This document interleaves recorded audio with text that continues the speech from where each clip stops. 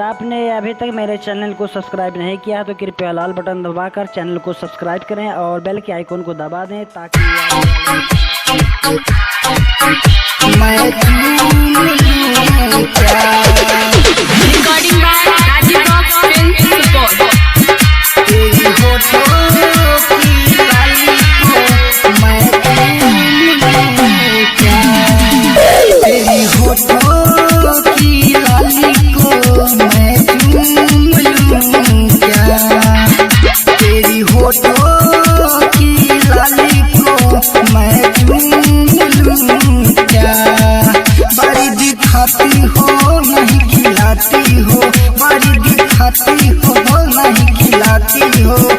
हमें पागल बनाओगी क्या?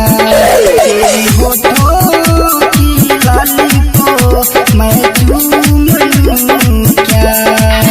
तेरी होठों की लाली को मैं चूम लूं क्या?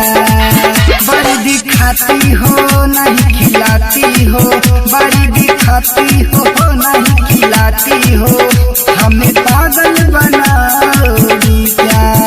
तेरी होठों की लाली को मैं चूम लूं क्या?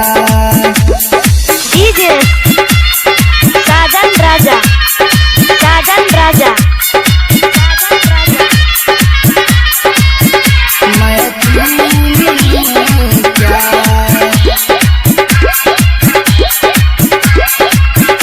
मैं चूम लूं क्या?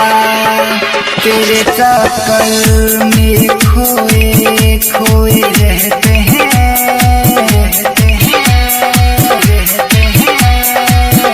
लेकिन तेरे पीछे लड़ के क्यों मरते हैं, मरते हैं, क्यों मरते हैं?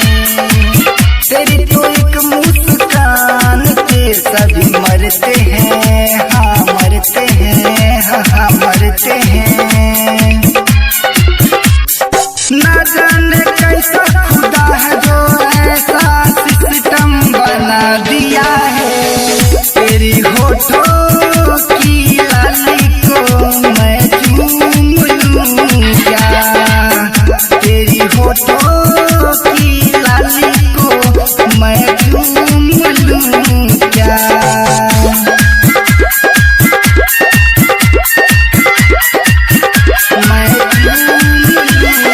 डीजे साजन राजा, साजन राजा, तेरी होठों की लाली को मैं चूम लूं क्या? रटों में को पागल तुम बनाई हो,